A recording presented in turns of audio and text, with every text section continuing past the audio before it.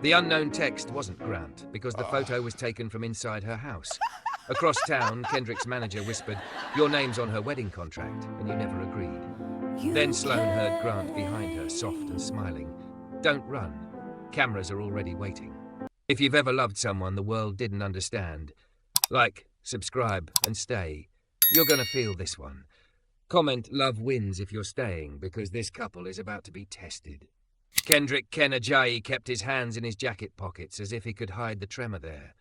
Outside, rain smeared the streetlights into long, watery streaks. Inside, the Larkin lumen glowed gold, low chandeliers, polished wood, the kind of place where people spoke softly because they believed money had a volume. Ken had never belonged in rooms like this, but tonight he had been invited in through the only door that ever opened for him. Talent. He paused by the service entrance and listened. Laughter rolled out from the main lounge in bright waves. A server brushed past him, carrying a tray of cocktails that looked like gemstones. Ken glanced down at his own reflection in the glass. Black slacks pressed until the crease could cut, a white shirt he'd ironed with a towel and stubbornness, and a tie borrowed from a friend who believed in him more than he believed in himself.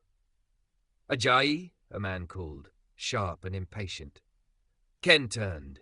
The manager, slick hair, sharp jaw, and the expression of someone whose patience was expensive, tilted his chin toward the stage. "You're on after the singer. Keep it light. People are here to celebrate, nothing sad." Ken nodded, even though music didn't obey commands like that. Music went where it needed to go. He stepped closer to the lounge and saw the piano, a black grand, lid raised like a wing. It sat under a spotlight, alone and waiting. Ken's chest tightened. Back home, he'd practiced on broken keys at a community center, sometimes with only 2 good octaves. His first teacher had told him, "The instrument doesn't matter. Your hands do. But an instrument like this was a promise." The singer finished to loud applause. Ken swallowed, rolled his shoulders back and walked toward the stage. As he passed the nearest tables, he caught fragments of conversations, vacations, investments, someone's new engagement ring turning under a candle flame. Then he saw her. She was seated near the front, surrounded by friends, the center of the circle without trying.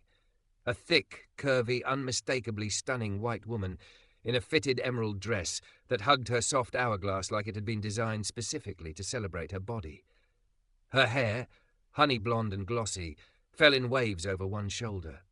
She laughed with her whole face, lips full and shining, head tipped back just slightly, as if the world had never given her a reason to brace for impact. Ken didn't know her name. He only knew the way the room bent toward her, like gravity had chosen her as its favorite. Her eyes flicked up as he climbed the steps, hazel green, bright and curious for half a second, then her gaze slid away like he was part of the staff. Ken had felt that look before. It didn't always come with malice. Sometimes it came with assumption. Either way, it still stung. He sat at the piano bench and placed his fingers on the keys. For a breath, everything slowed. The lounge noise softened into a hush, and Ken felt the familiar shift inside him, the moment where the world fell back and only sound remained. He began with something simple, a warm progression that rose like smoke. The notes curled through the room, turning conversations into murmurs, drawing eyes toward the stage. He should have stayed safe. He knew that. He could have played something light, something easy to applaud, something that asked nothing of anyone. But his hands betrayed him in the best way. He drifted into his own piece, one he'd written after his mother's funeral, when the house felt too quiet and grief sat like a weight on every chair. He hadn't named it. He'd never played it for anyone who wasn't him. It wasn't a song meant to entertain. It was a song meant to tell the truth. The melody opened like a wound. Ken felt it in his chest first, then in his throat. His fingers moved with quiet precision, pulling sorrow into the air and turning it into something almost beautiful. A few people stopped speaking completely. One woman at the bar stared at her drink like it had begun to confess something. And then, one laugh. It was small at first, a quick burst like a cough trying to become comedy. Ken kept playing, pretending he hadn't heard it. The laugh was followed by another, and then a whisper that carried farther than it should have. "Is this a funeral?" More laughter, polite, mean, careless. Ken's tempo wobbled. His hands didn't slip, but his confidence did. He looked up, just once, and his eyes landed on the same front table. The woman in emerald had her hand near her mouth as if she was trying to hide it, but laughter still shook her shoulders. Her friends leaned in, giggling, eyes sparkling with the thrill of being cruel in a room that would forgive them for it. The woman's cheeks were flushed, not from shame, but from amusement. Ken's face went hot. He forced himself to keep playing, to finish the phrase, to regain control of the room. The melody begged for reverence. The room gave him mockery. At the edge of the stage, the manager appeared, his smile tight, his eyes saying, "Wrap it up." Ken saw him mouth, "Light." Ken's fingers continued, stubborn and shaking now, as if the piano could be convinced to defend him. The song tried to rise again, but the air had changed. The lounge was no longer listening with open hearts. It was listening like critics, waiting for something to laugh at. A glass clinked. A man near the back called out, "Play something we know." A few people applauded that line like it was clever. Ken's breath shortened. He tried to slow it. Inhale, hold, exhale. But humiliation didn't follow instructions. It climbed his spine and tightened his shoulders and made his wrists feel too heavy. He ended the piece early, cutting it off mid-thought like slamming a book shut before the last chapter. The final note hung for a second, confused and lonely, then disappeared into the renewed chatter. There was a scattered applause, thin, uncertain, more about politeness than appreciation. Ken stood anyway and nodded, because dignity was sometimes just refusing to collapse in public. As he walked off stage, he heard the manager exhale like he'd been holding his breath. "Listen," the man said quickly, meeting him near the curtain. "You've got skill, but read the room. People don't come here for that." Ken opened his mouth to respond, but nothing came out that wouldn't sound like begging. He swallowed it down. "I can pay you half," the manager added, already reaching for his phone like Ken was a task to be completed. "You understand?" Ken stared at him. Half. Like the laughter had reduced him to a discount. He nodded once, not because he understood, but because he didn't know how to argue without breaking. Behind him, the lounge returned to its glittering rhythm, as if he had never sat there at all. Ken walked toward the service hallway, every step louder than it should have been in his own ears. He passed the front tables again, keeping his eyes down, but the woman in emerald stood up just then, laughing again, this time at something someone said. Her perfume followed her like a signature, vanilla and something expensive, soft and sweet, in a way that made Ken think of lives where pain was optional. She glanced at him as he passed. Their eyes met for the briefest moment. And in that instant, Ken saw something flicker across her face. Curiosity?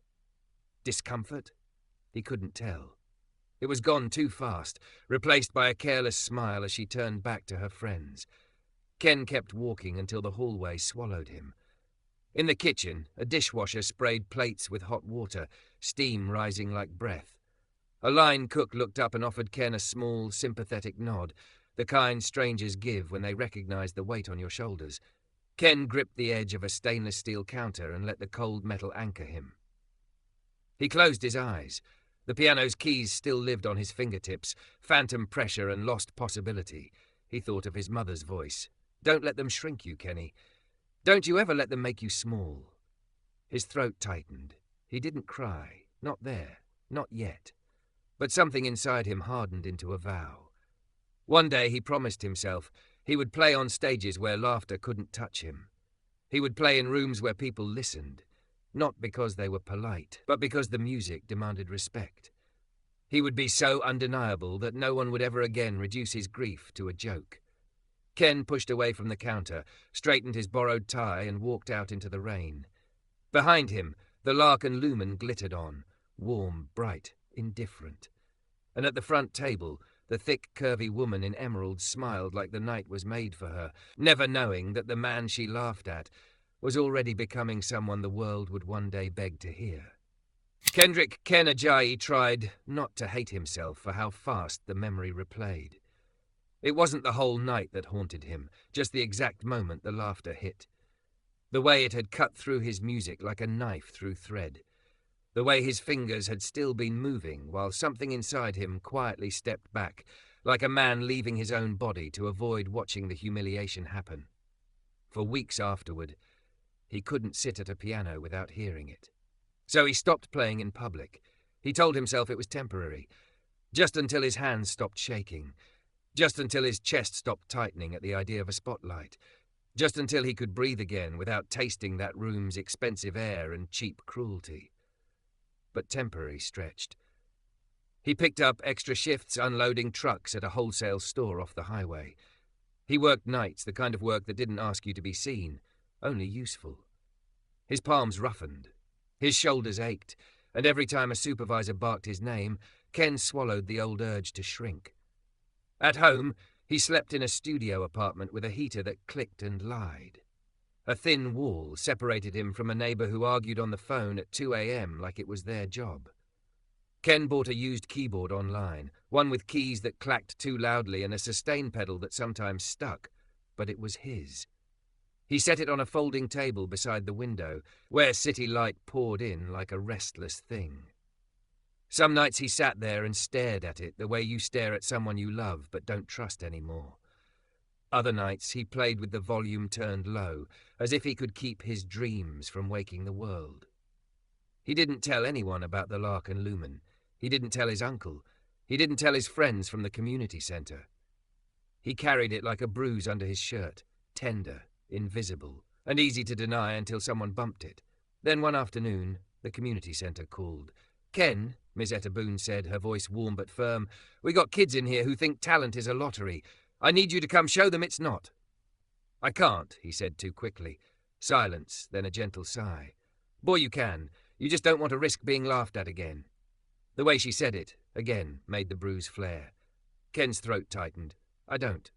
"Yes, you do," she cut in. "And I'm not judging you. I'm telling you the truth, so you can stop lying to yourself. You were hurt, but you can't let hurt rename you." He stared at the keyboard. His hands hovered above it like they weren't sure they belonged to him. "I'm tired," he whispered. "I know," Miss Boone said softly. "Come anyway." 2 hours later, Ken walked into the centre with his hood up and his pride tucked under his ribs. The room smelled like pencil shavings, sweat, and hope. Kids sat on metal chairs, a few of them slouched like they'd been forced to show up. A scuffed upright piano waited in the corner, missing its shine and some of its dignity.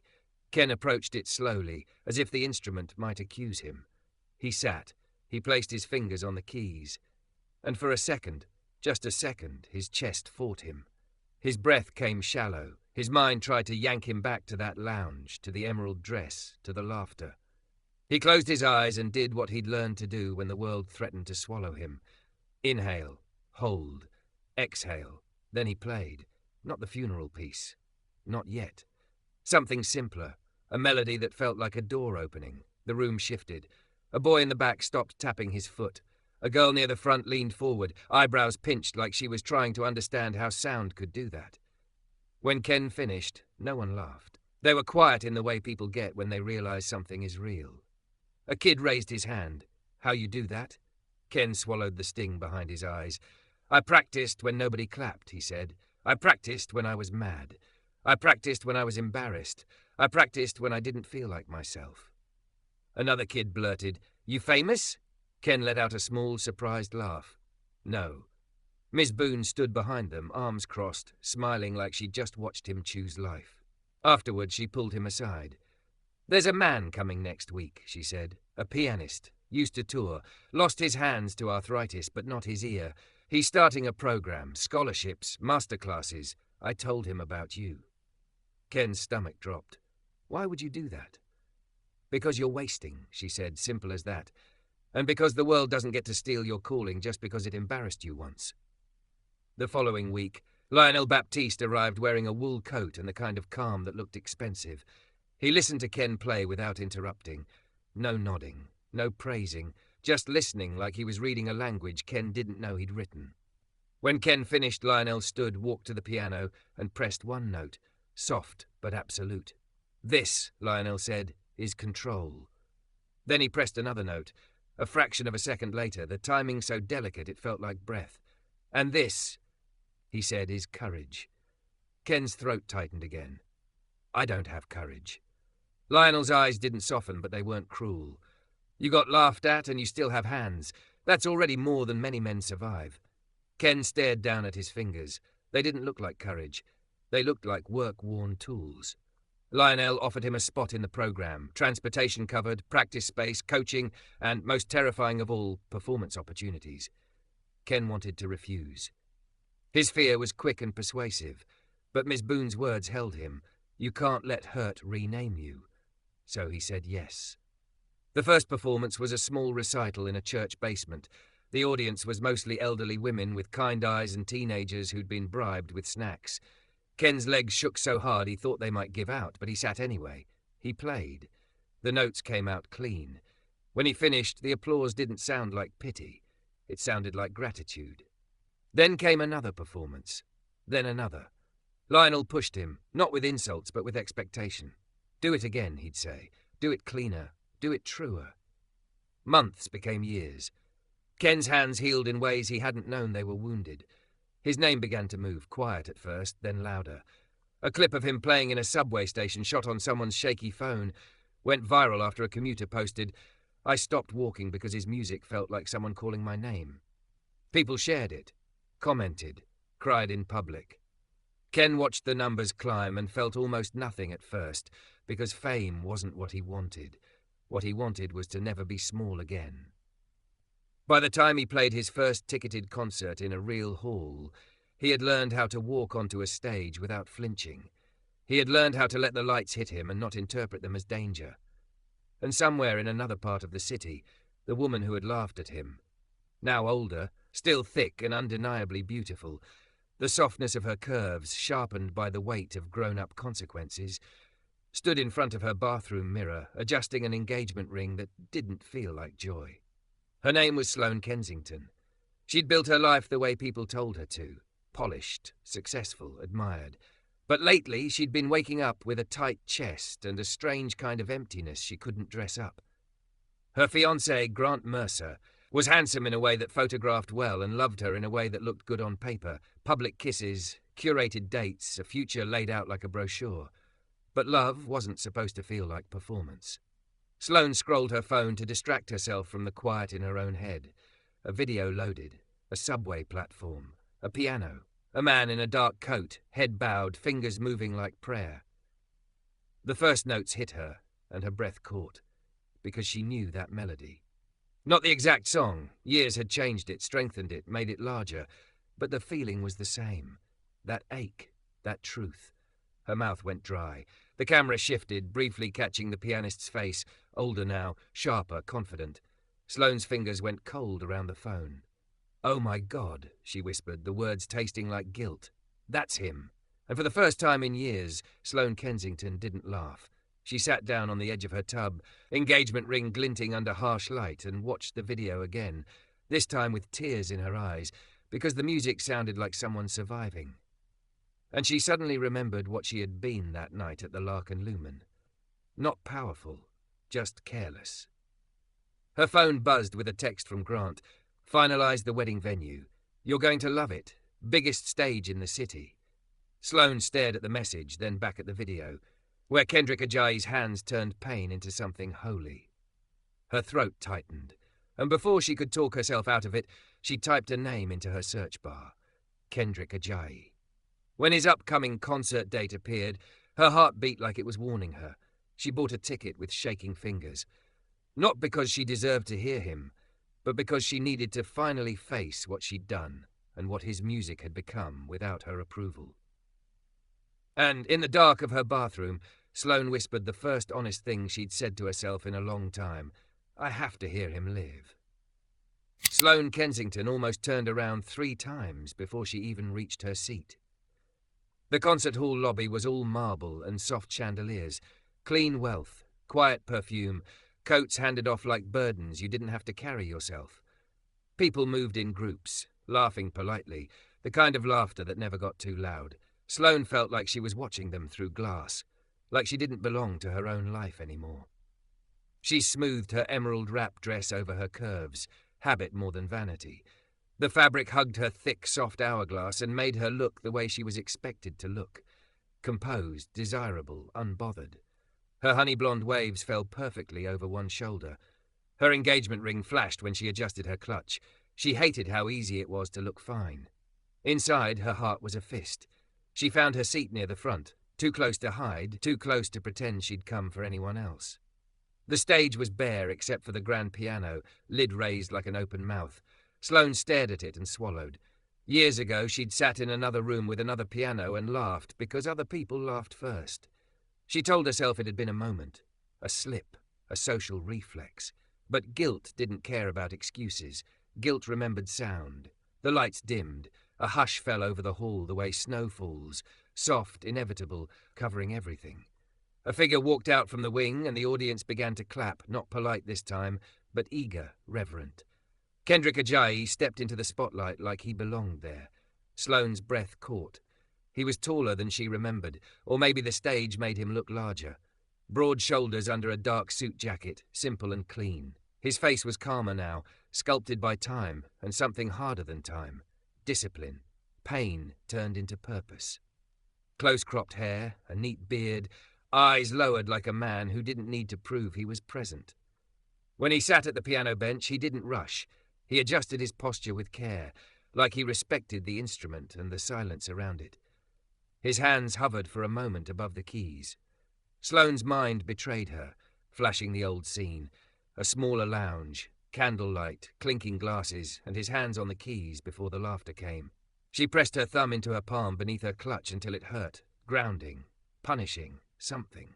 Kendrick began to play. The first notes were so gentle they almost didn't seem real. A thread of sound pulled through the hall, thin as breath. Then the melody unfolded, patient and certain, and something in Sloane's chest loosened despite her resistance. It wasn't a flashy piece. It wasn't meant to impress. It was meant to tell the truth. The music climbed and dipped like a confession. It carried weight without forcing anyone to hold it, and Sloane felt tears threaten before she could stop them. She blinked hard, furious at herself. Around her, people leaned forward. People stilled. The hall listened like it was hungry. Sloane listened like she was exposed. Halfway through the piece, Kendrick's hands shifted and the melody turned familiar in a way that made her stomach drop. Not the same notes, not the same arrangement, but the same ache, the same emotional shape. He was playing it again. Not the exact version from that humiliating night. This was bigger, stronger, armored, but the core was the same. Grief transformed into sound. Sloane's throat tightened so hard she thought she might choke. She covered her mouth, pretending it was as a cough, but it was her trying not to sob in a room full of strangers, because she remembered what she had done to this song. Not just laughed, made it unsafe. When the final note settled, it didn't die quickly. It lingered as if the air itself refused to let it go. Then the applause erupted. People stood, a standing ovation that rolled like thunder. Sloane stood too, but her hands barely moved. Her palms were cold, her legs unsteady. She felt like she'd been called out without anyone saying her name. Kendrick rose, bowed once, then again. He didn't smile wide. He didn't bask. He accepted the moment the way a man accepts rain, knowing it could change at any time. Sloane watched him walk off stage, and before she could stop herself, she moved. She didn't remember deciding. She only remembered her feet carrying her down the aisle, through the lobby, toward a side corridor where staff stood with clipboards and earpieces.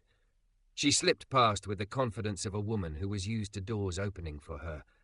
At the backstage entrance, a security guard lifted a hand. "Ma'am." "I just need to speak to him," she said, voice trembling. She forced steadiness into it.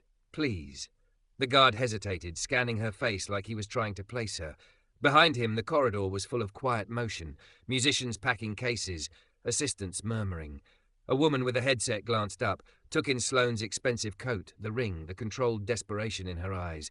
5 minutes, the headset woman said, brisk. "That's all." Sloane nodded too quickly. "Thank you." She was led to a small waiting space by a door with Kendrick's name taped to it. Her heart hammered like it was trying to escape her body. She wiped under her eyes, checked her lipstick with shaking fingers, then hated herself for even thinking about lipstick. The door opened. Kendrick stepped out, a towel in his hand, sweat at his temples, breathing steady. Up close, he looked even more grounded, like he had learned how to stand inside himself no matter what the world did. His eyes landed on her and held, not admiring, not rude, just aware. "Yes?" he said. Sloane's mouth went dry. Every prepared sentence vanished. She swallowed. You were incredible. He nodded once, polite, thank you. The space between them felt heavy with what she couldn't say.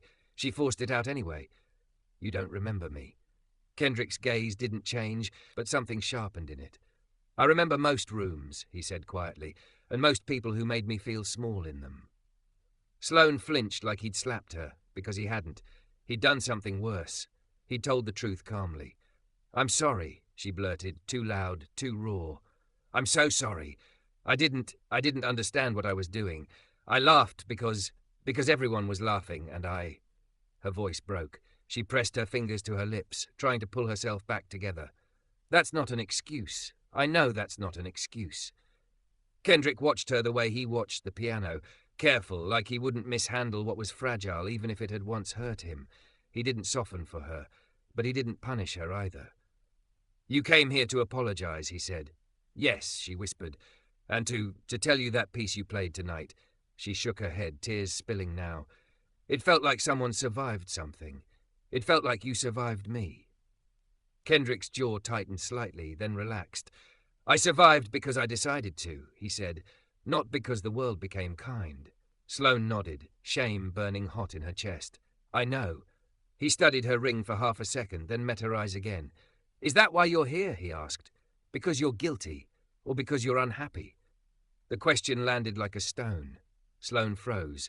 She hadn't planned to say anything about Grant. About the wedding brochures stacked on her kitchen counter like a trap. About the way her fiancé's love felt like a contract with good lighting. But Kendrick's eyes held her like he could see through performance. I'm engaged, she said, voice thin. I noticed, Kendrick replied. Sloane's laugh came out broken. It's supposed to be perfect. That's not what I asked. Her chest tightened. Her throat ached. She looked down at her hands, ring glittering like a warning. I don't think I'm safe in my own life, she whispered. Not physically, just emotionally. I feel like I'm disappearing.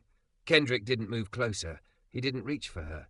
He simply nodded, slow, as if he respected the weight of what she'd admitted. Behind them, a man's voice called Kendrick's name. An assistant, a reminder of schedules and obligations. Time pressing. Sloane panicked, words tumbling out before she could stop them. I'm getting married in 3 months, she said, and her voice cracked on the last word. And I was wondering if you would. She stopped herself, suddenly aware of how selfish it sounded. Kendrick's eyes narrowed slightly, not in anger but in clarity. You want me to play at your wedding, he said, finishing it for her. Sloane nodded once, ashamed and desperate in the same breath. I know I don't deserve to ask. Kendrick was quiet for a long moment. Then he said, calm as a locked door, I don't play for people who treat music like decoration. Sloane's face crumpled. But, Kendrick added, and that single word made her heart leap painfully, I do play for truth. She stared at him, not breathing. Kendrick stepped back, eyes steady. If you're going to marry him, he said, you should be able to say his name out loud and feel peace. Do you? Sloane opened her mouth. Nothing came out. Kendrick's expression didn't change, but his voice softened just enough to feel like mercy. Find your answer first, he said, then decide what kind of music you deserve. Sloane's tears slid down her cheeks, unstoppable now. She nodded like a child who'd been told something she couldn't unhear. Okay, she whispered. Okay. Kendrick gave her a final look, neither forgiving nor cruel, just honest. Then he turned and walked back through the backstage corridor, swallowed by the life he'd built. Sloane stood there shaking, clutched tight in her hand, ring heavy on her finger like a question. Her phone buzzed in her purse. A text from Grant. Where are you? Another buzz immediately after. Don't lie to me, Sloane. I can see your location. Her blood ran cold. She stared at the screen, then back down the corridor where Kendrick had disappeared, and realized with sudden clarity that her wedding wasn't a celebration coming. It was a stage, and she had been cast in a role she didn't know how to escape. Sloane Kensington didn't answer Grant's first text. She stood just outside the concert hall under the overhang, rain misting the air like it was trying to erase the night. Her emerald wrap dress clung in the cold, hugging her thick, soft hourglass and making her look like the version of herself that belonged to glossy invitations and champagne photos. Inside, though, her body felt like a warning system stuck on high. Don't lie to me, Sloane. I can see your location. The words pulsed on her screen like a siren. She stared at them until the letters blurred, then tightened her grip on her phone until her fingers went numb. Kendrick's voice replayed in her head, calm, measured, mercilessly honest. Find your answer first. Then decide what kind of music you deserve. Sloane swallowed and tasted metal. She walked, not toward the valet, not toward the bright line of waiting cars, but down the sidewalk where the streetlights were dimmer and fewer people could see her face fall apart. Her heels clicked too loudly on the wet pavement. She felt like she was leaving a stage and walking into a trap. A cafe was still open 2 blocks down, all fogged windows and warm light. She pushed through the door and was hit with the smell of espresso and cinnamon, the kind of comfort that usually made her soften.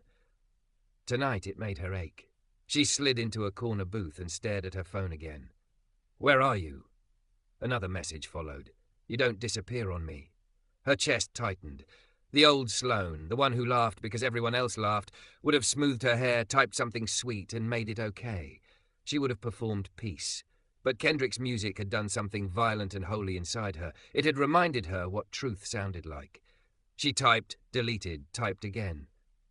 "I needed air. I'll be home soon." 3 dots appeared immediately. "Share your live location." Sloane's breath caught. Her thumb pressed hard into her palm under the table, a grounding trick she'd done for years without admitting she needed it. She stared at the request like it was a hand closing around her throat. Then she lied. "My phone is acting up. I'm driving." A pause. Longer than usual. Then, "Don't start with the excuses. I'll see you when you get here." No heart emoji. No, be safe. Nothing soft. Her stomach turned. She drank half a cup of lukewarm coffee she didn't want, just to give her hands something to do besides shake, then left cash on the table like she was paying for courage. When she arrived home, the house was bright, every light on. It looked welcoming. It felt like surveillance. Grant Mercer was in the living room, standing with his suit jacket off, sleeves rolled up like he'd been working hard on her. He was handsome in a clean, curated way, the kind of man who looked made for wedding websites. His smile was already in place when Sloane walked in. It didn't reach his eyes. "Hey," he said, voice smooth. "There you are." Sloane kept her posture calm, shoulders back, chin lifted, the Kensington polish. "I told you I needed a minute." Grant's gaze slid over her body, the way men sometimes looked at her like she was an asset they were proud to own. "You look incredible," he said, then added lightly, "which makes it even more strange you weren't answering your phone." Sloane's throat tightened. He held up his hand. "Stop." Still smiling, still warm. "Just stop." He walked closer and Sloane's instincts flared. Not fear of being hit, fear of being handled. Grant reached for her purse like it belonged to him. "Let me see." Sloane's grip tightened. "Why?" "Because," Grant said softly, "when you go missing it makes me look stupid." There it was, the real center of him. Not worry, not love, image. "I didn't go missing," she said, forcing steadiness. "I went to a concert." His eyebrows lifted. A concert. Sloane didn't answer. She didn't want to give him Kendrick's name like a weapon. Grant tilted his head, studying her. "You're flushed," he observed.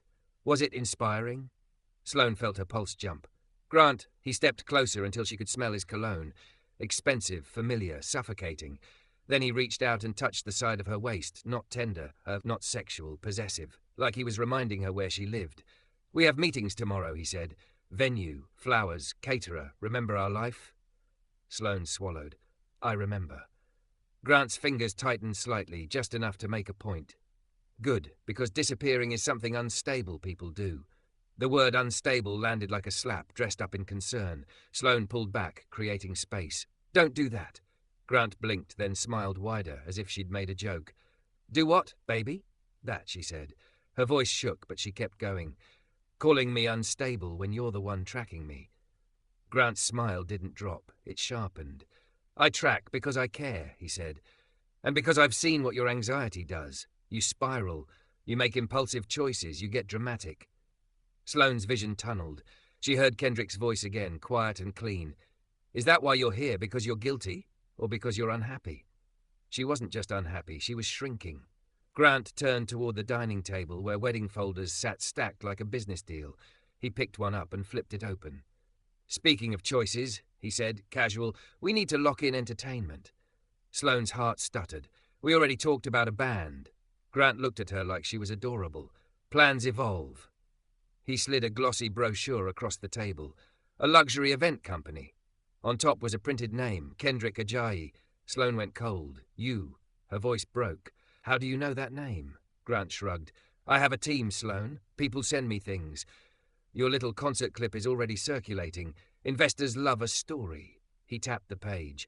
Black artist, comeback narrative, redemption arc. It's perfect branding for the wedding. Sloane stared at him, stunned by how quickly he turned a human being into an accessory. No, she whispered. Grant chuckled like she'd said something silly. Yes, I can offer him a number he can't refuse. Sloane's hands curled into fists. You're not hiring him. Grant's smile finally faltered. Just a hairline crack. Excuse me? Sloane felt her body shake, but she didn't step back. I said you're not. Grant's jaw tightened. The charming mask didn't fall all the way, but it thinned. We are getting married, he said slowly. This wedding is a joint decision. This isn't a decision, Sloane said, voice rising. This is you controlling everything and calling it partnership. Grant stared at her for a long, hard moment. Then he laughed, soft, incredulous. You're doing this now?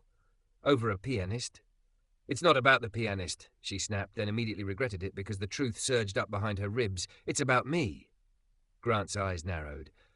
What about you? Sloane's throat tightened around the words she'd never dared speak out loud. I feel trapped. Silence. The house hummed with too much electricity. Grant's face changed, not into rage, but not into violence, into something colder. Then he stepped forward and lowered his voice, intimate as a kiss. Sloane, he said gently, you're tired. You're emotional. That's all this is. Sloane shook her head. Tears threatened, but she swallowed them down. No. Grant sighed like she was exhausting. Do you want to blow up everything we built because you got swept up by a sad song? Sloane flinched at the phrase, sad song, because it echoed the cruelty of her past in his mouth. It sounded like a preview of who she'd become if she stayed. She backed away, heart pounding. I'm going to bed. Grant's hand shot out, catching her wrist. Not hard enough to bruise, hard enough to stop her. His eyes held hers with a warning wrapped in velvet. Don't embarrass me, he whispered. Not now. Not with the wedding this close. Sloane's breath turned shallow. She stared at his fingers around her wrist and realized with sudden clarity that this was the kind of control that didn't look like control to other people. It looked like love. She pulled free, quietly. Good night. She went upstairs, locked the bathroom door and leaned over the sink, trembling. Her reflection stared back. Blonde hair still perfect, lipstick still glossy, curves still celebrated by fabric. Yet her eyes looked hollow. She slid the engagement ring off and set it on the counter. It landed with a small click that felt louder than it should have. Her phone buzzed again. Another message from Grant. Tomorrow, smile. We're in front of people. She pressed her palm to the cold marble counter until the chill crept into her skin. Grounding, real. Then she opened her contacts and searched for the number. The headset woman backstage had scribbled on a small card and tucked into her clutch. Kendrick Ajayi's management. Her thumb hovered. What was she even asking for? Not rescue, not romance, not forgiveness. Truth. She typed a message anyway, the words simple and shaking. I'm sorry to bother you. This is Sloane. I spoke to Kendrick after the show. I need to talk. Privately, please. She hit send and immediately felt the panic rise. What if Grant saw? What if he checked? What if, downstairs, a drawer closed softly, a footstep, another? Sloane's breath caught. Then her phone buzzed again, not Grant this time. A new message. Unknown number. You think you can rewrite your life without consequences? Sloane's blood ran cold. She stared at the screen as if it might bite her, then slowly turned her head toward the bathroom door. Because outside, the hallway floor creaked, just once, like someone had shifted their weight to listen.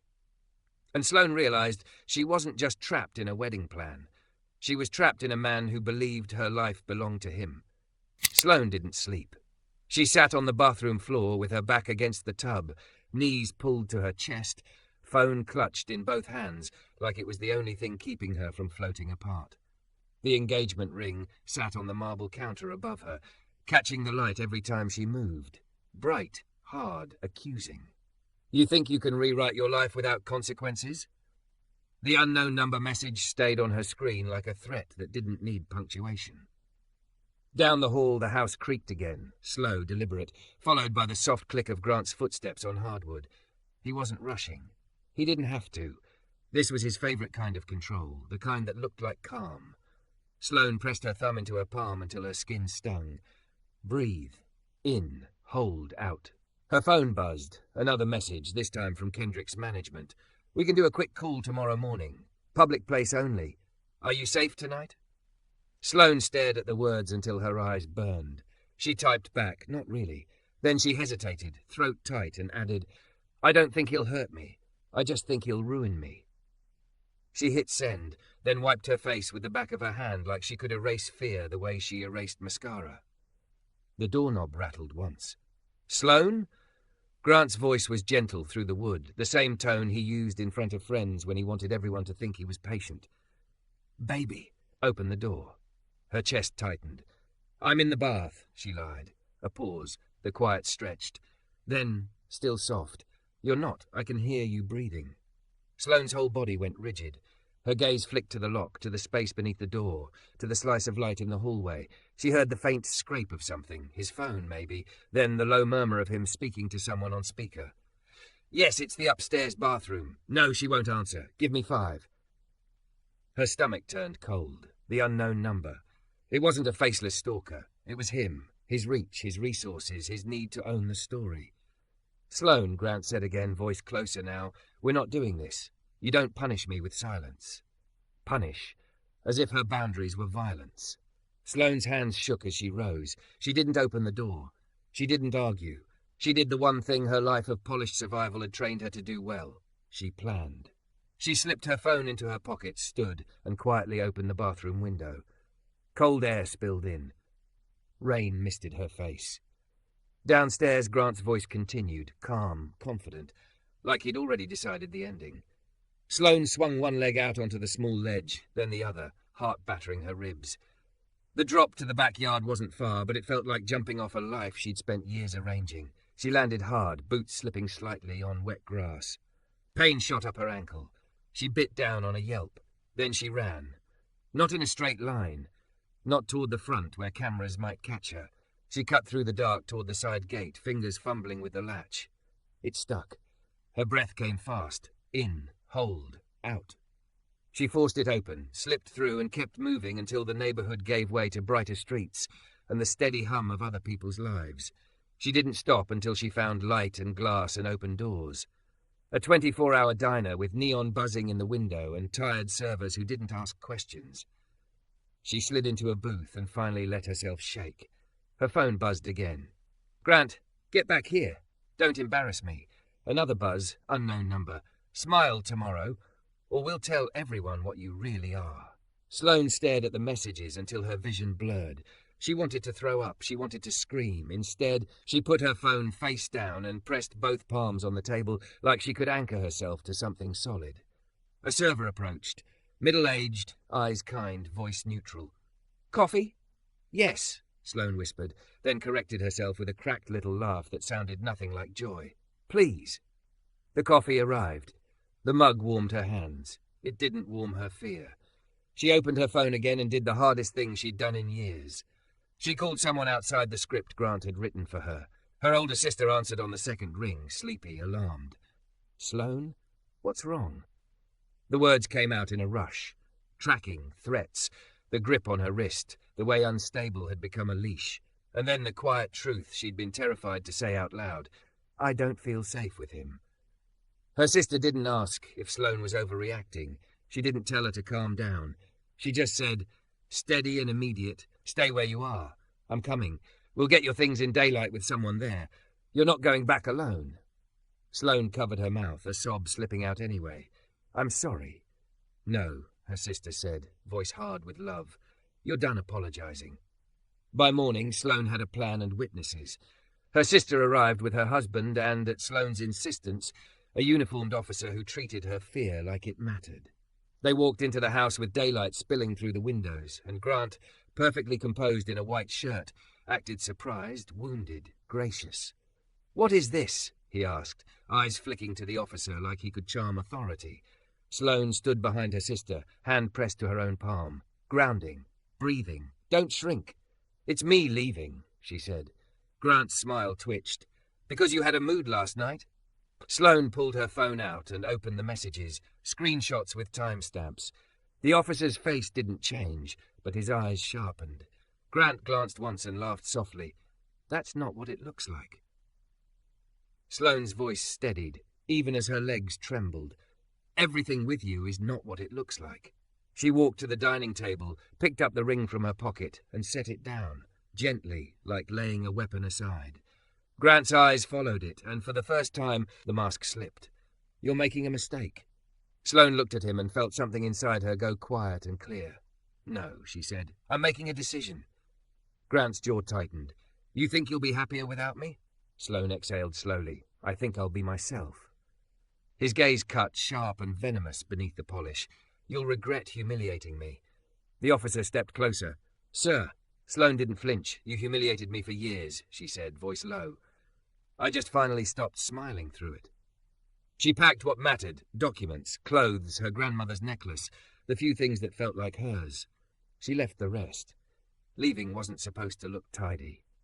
2 weeks later, Sloane sat in a public cafe across from Kendrick Ajayi, hands wrapped around a teacup she didn't drink. She looked different, still thick and stunning, still honey blonde and glossy, but softer in the face, like her body had stopped bracing for impact every second. Kendrick didn't touch her. He didn't rescue her. He just listened, open palms on the table, respectful distance, steady eyes that didn't ask her to perform. When she finished, voice shaking, she whispered, "I don't know who I am without someone telling me what I am." Kendrick nodded once. "Then start small," he said. "Pick one true thing each day. Say it out loud. Build from there." Sloane swallowed. "I'm sorry," she said again, because apology was her old language. Kendrick's voice was calm, not unkind. "Don't keep saying it like you're paying a debt," he replied.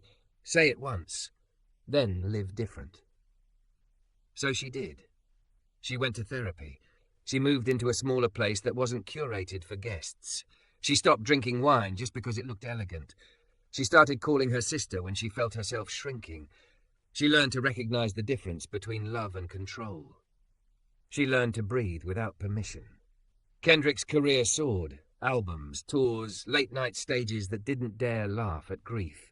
And in the quiet spaces between the noise, he and Sloane built something slow, something honest. Friendship first, truth first. A kind of closeness that didn't demand she disappear. Years later, on a clear afternoon that smelled like fresh flowers and warm air, Sloane stood at the edge of a small outdoor ceremony with trembling hands and steady eyes. She wore a simple ivory dress that celebrated her curves without turning her into a display. No towering cake, no brand deals, no staged perfection, just people who loved them.